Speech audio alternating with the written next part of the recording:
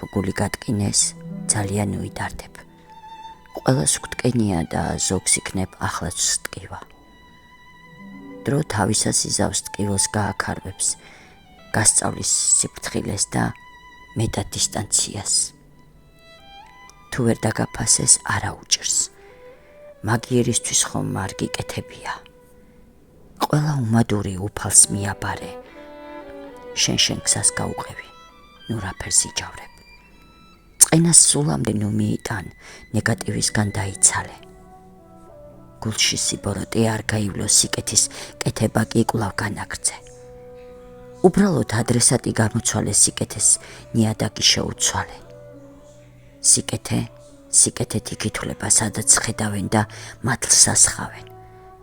ამიტომ უმადურობაზე არ იდარდო, მასეთი ხალხი უფალსანდე.